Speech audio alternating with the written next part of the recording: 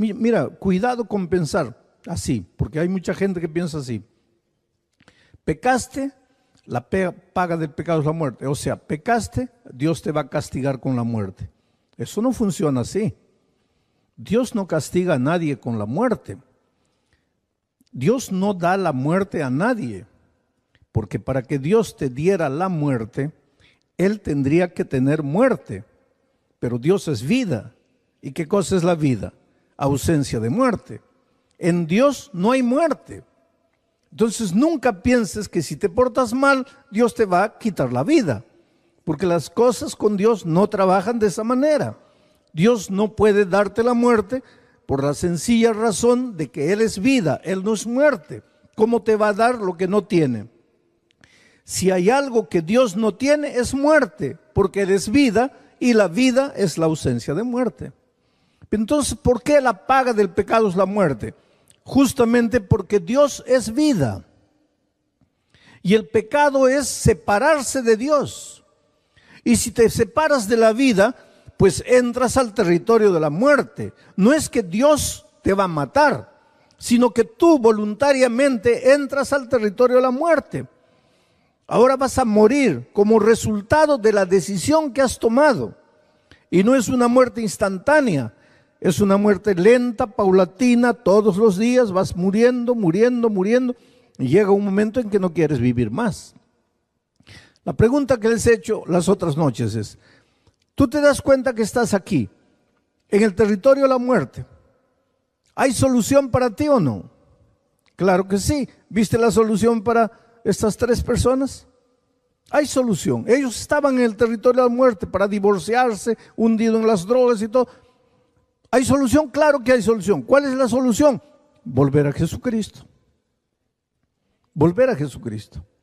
Pero cuando estás volviendo a Jesucristo, aparece el diablo, que conoce muy bien la Biblia, y le dice a Jesús, Señor, Romanos 6:23 es tu palabra, sí. ¿La paga del pecado es la muerte? Sí. ¿Y estos pecaron o no pecaron? Sí. Entonces tienen que morir. ¿Por qué los vas a recibir de nuevo? Ahí entra la persona maravillosa de Cristo, que dice, ellos pecaron y merecen morir, pero yo fui a la tierra como ser humano, fui tentado en todo, pero no pequé. Por lo tanto, yo no merecía morir, y sin embargo morí. ¿Para qué? Para darle mi muerte al hombre, para que el hombre que merece morir pague su deuda con mi muerte. Todo lo que el hombre tiene que hacer es creer en mí, aceptar que yo morí, y entonces él está perdonado. Ahora, este tema, Dios necesitaba ilustrarlo, y lo ilustró en el santuario, y anoche ese fue nuestro tema. ¿Qué pasaba en el santuario? El israelita pecador, para pedir perdón, se dirigía al templo llevando un corderito en la mano. Ya en el templo colocaba el corderito en el altar. Cerraba los ojos, colocaba la mano en el cordero y transfería todos sus pecados para él. Señor, he cometido adulterio, he matado, he robado, he mentido. Transfería todos sus pecados para el cordero. La paga del pecado es la muerte. El israelita no quería morir. Alguien tenía que morir, porque la paga del pecado es la muerte. Él no quería morir, el cordero tenía que morir.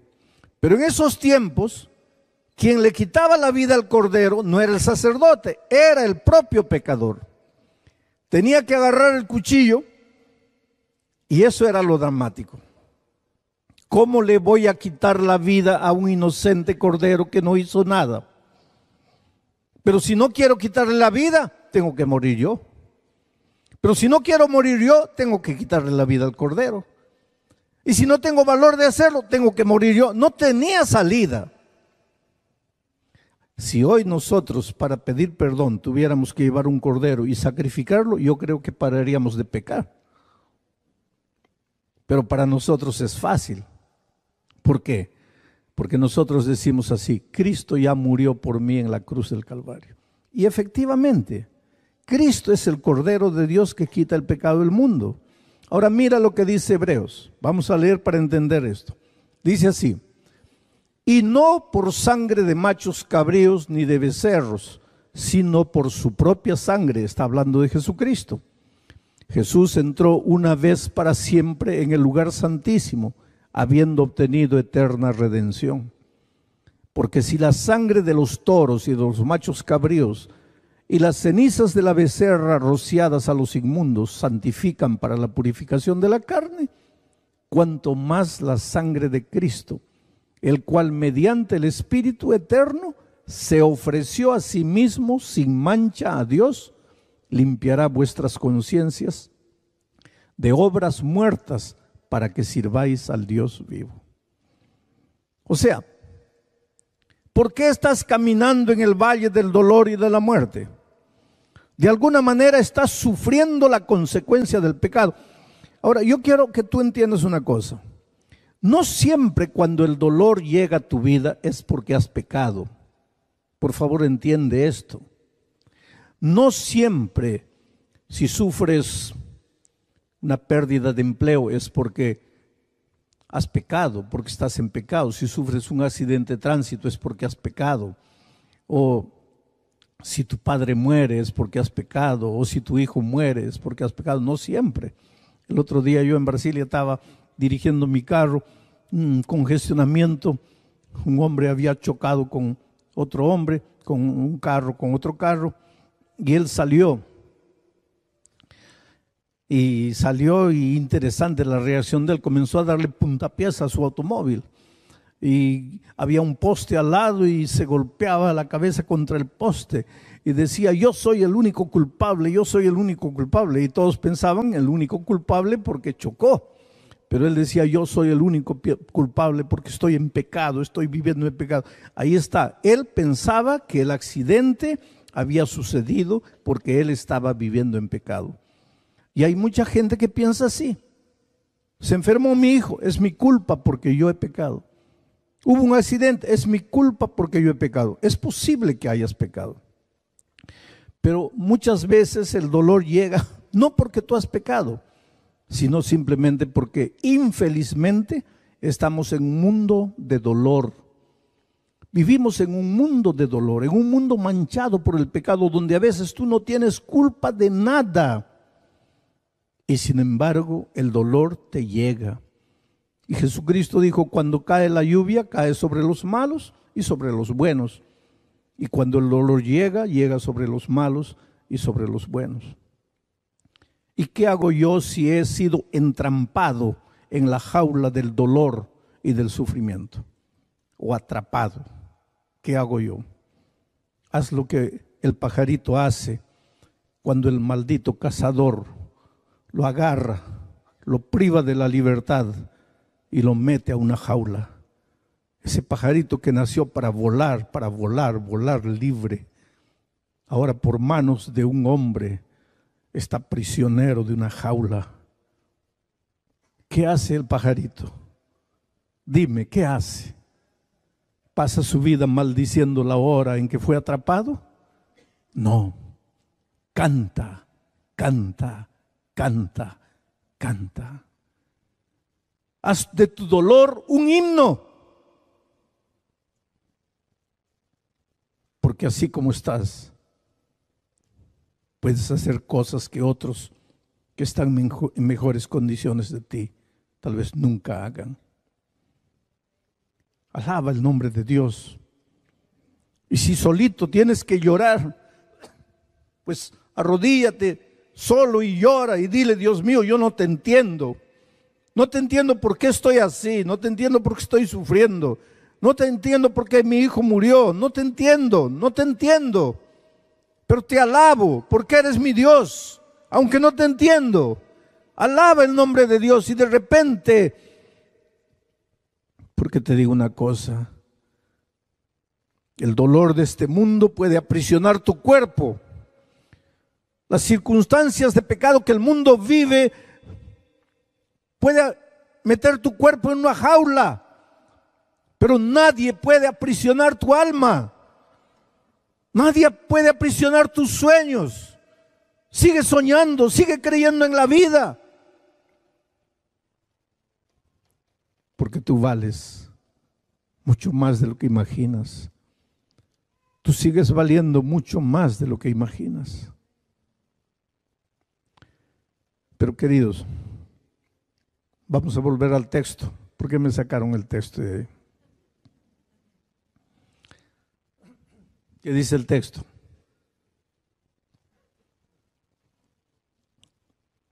El texto está diciendo, en el tiempo de Israel, la purificación de los pecados era con el sacrificio de un corderito, de un macho cabrío, de un becerro. Había todo un ceremonial. Las carnes eran quemadas, la ceniza era rociada. Ayer vimos que el sacerdote mojaba la sangre, sus dedos en la sangre, y después manchaba los cuernos del altar. En Israel el perdón funcionaba de esa manera. Pero lo que Pablo dice es que en el cielo también hay un templo. Y eso es lo que pocos entienden. No lo estoy diciendo yo y no lo dice una iglesia en particular. Lo dice Dios, ahí está su palabra. Cuanto más la sangre de Cristo, el cual mediante el Espíritu Eterno se ofreció a sí mismo sin Dios. Así como el Cordero era sacrificado en el santuario de esta tierra, Jesucristo fue sacrificado. Y hoy sucede algo en el santuario celestial del cielo. Mi tema mañana es ese. Hoy sucede algo en el santuario celestial. ¿Qué es lo que sucede? Lo que sucedía en el santuario de esta tierra. Pero ese es mi tema para mañana. Lo que yo quiero hablar hoy es centrarme en el perdón divino.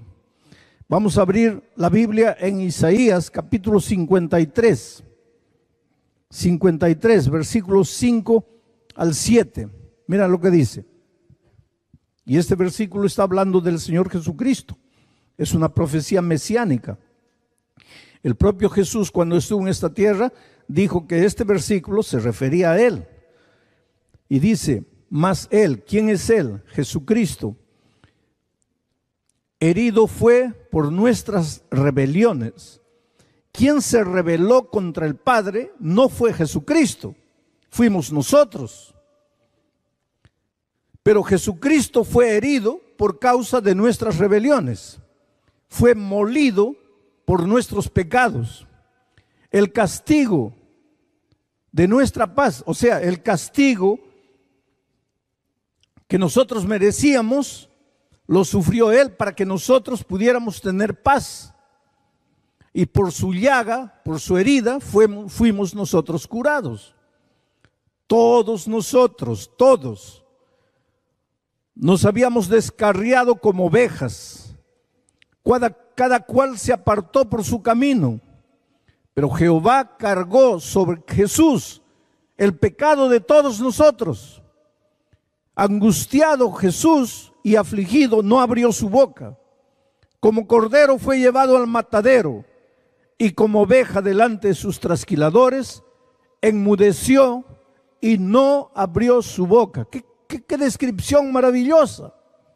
Sabes que yo tenía un amigo judío que un día me dijo así: mira, Alejandro, yo aceptaría el evangelio que los cristianos enseñan si no fuera por un motivo. ¿Cuál es el motivo?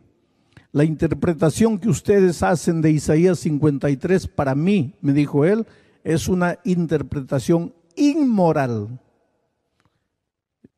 Eso me asustó porque la palabra inmoral es fuertísima. Le dije, ¿por qué inmoral? Y él me dijo, porque que un hombre malo pague por sus delitos, eso es justo y moral. Pero que un hombre bueno pague por el delito de hombres malos, eso es inmoral. Y la interpretación que ustedes le dan a Isaías 53 es una interpretación inmoral. Quiere decir que nosotros pecamos. Cada uno de nosotros escogió su camino, se fue por donde quiso, hizo lo que le dio la gana, se metió en problemas, entró al territorio de la muerte.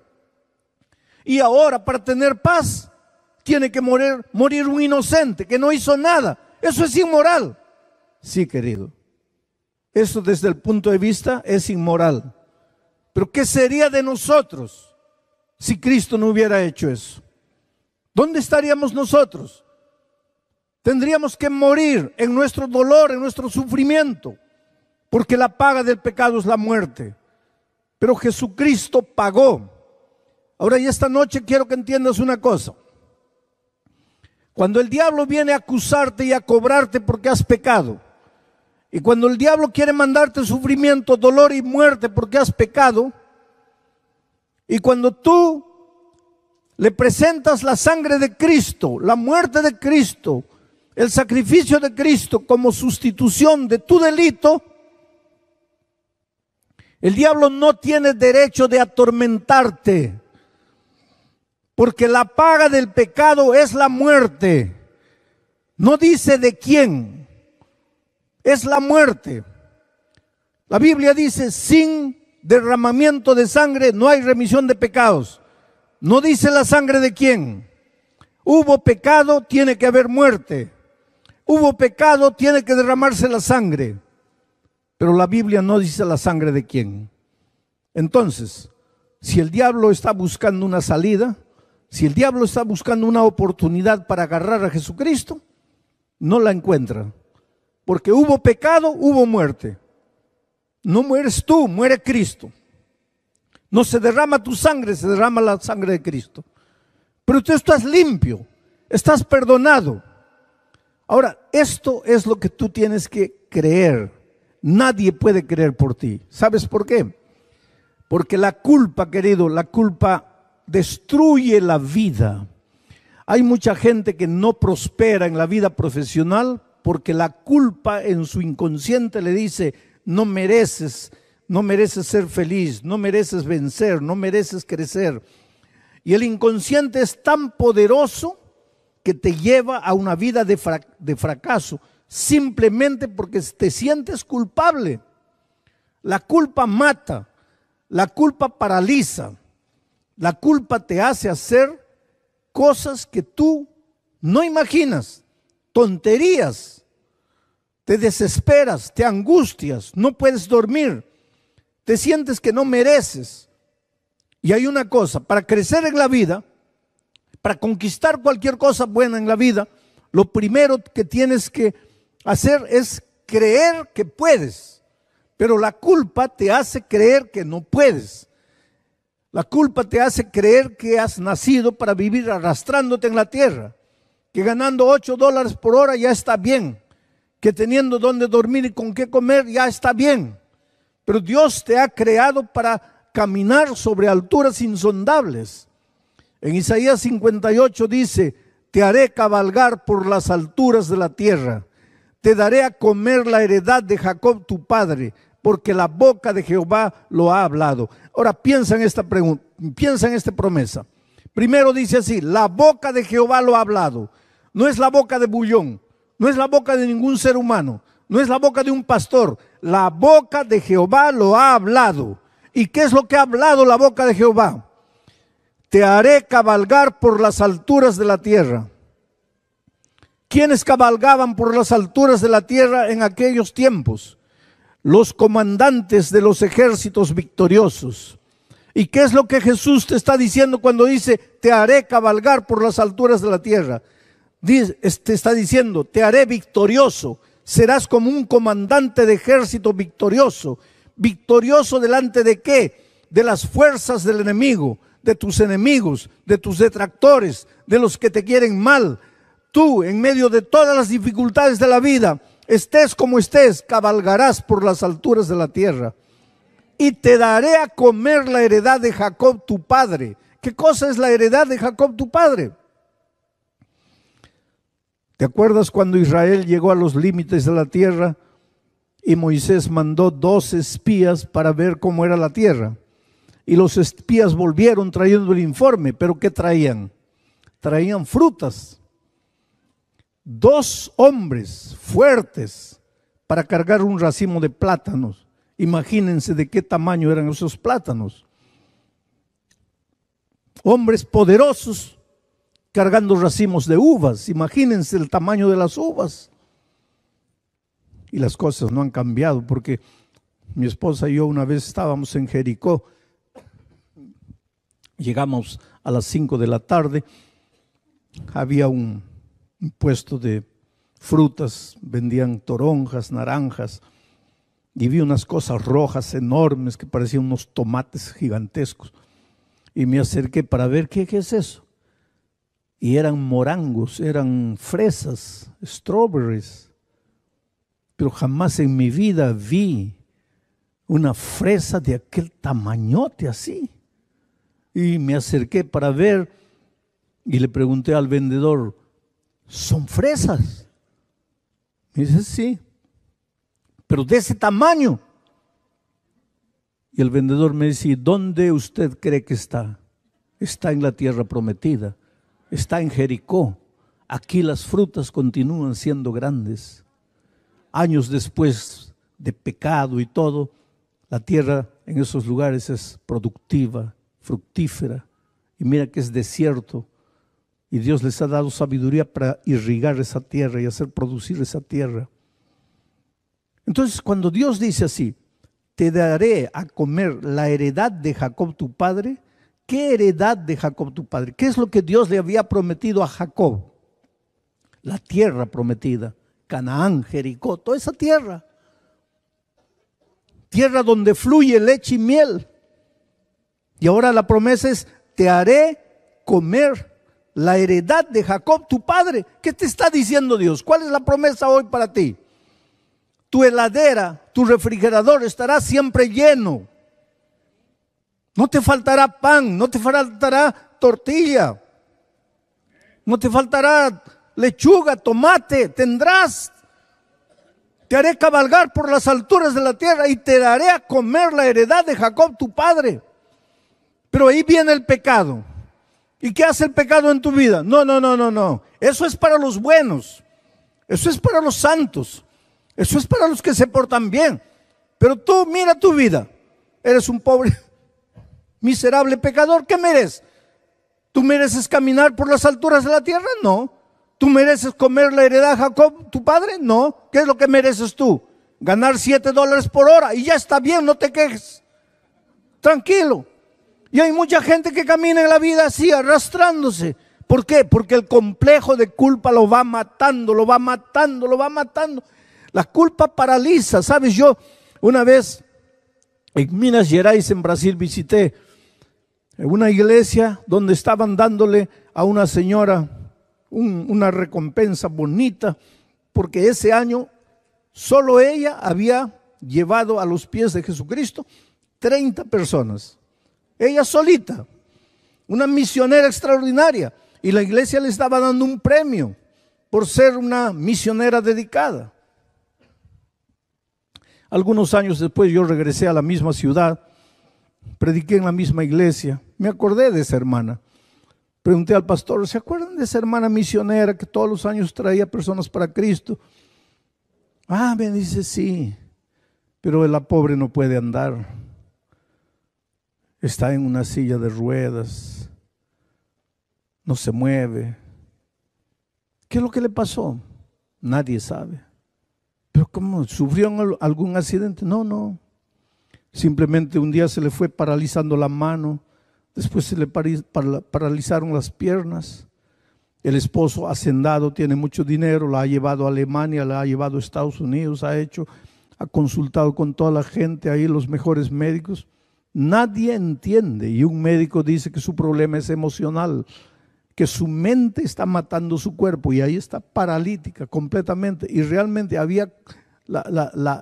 el mal había logrado matarla del cuello para abajo, no movía nada, solo movía la cabeza. Y el pastor me dijo, yo creo que deberíamos visitarlo, ha sido una hermana tan misionera. Y dije, sí, yo me acuerdo el día que le hicieron una fiesta aquí, vamos. Y fuimos a verla. Entré al cuarto, ahí estaba un cadáver, literalmente. Agarré sus manos entre mis manos, unas manos frías. Y yo me di cuenta rápido de lo que pasaba, pedí a todos, por favor pueden salir, dejarme solo con ella. Y ella comenzó a llorar. Y me dice, pastor, pequé. Nadie sabe, pero yo pequé. Mi esposo no sabe, el pastor no sabe, la iglesia no sabe, pero yo pequé y merezco morir. Y la mente es tan fuerte que había logrado matar su cuerpo. Apenas no podía matar el vínculo de la vida, pero estaba literalmente muerta. Y yo le digo a ella, pero tú no crees en el perdón. Tú no crees que Jesús murió por ti. Tú no has enseñado eso a las personas, que Jesús las ama, que Jesús las perdona. Y ella llorando me dice, sí, pastor, Jesús perdona a todos, pero a mí no me puede perdonar. ¿Y por qué no te puede perdonar a ti?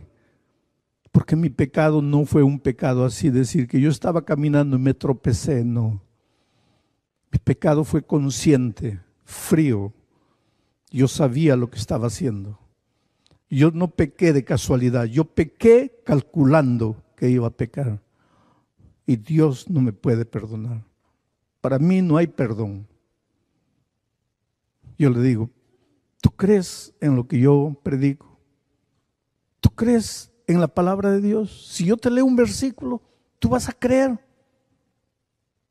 Me dice, pastor, puede leerme todos los versículos. Yo creo en el perdón para los otros. Para mí no, porque yo no merezco perdón. Yo encuentro mucha gente que me dice así, pastor, está bien, Dios me perdona, pero yo no me perdono.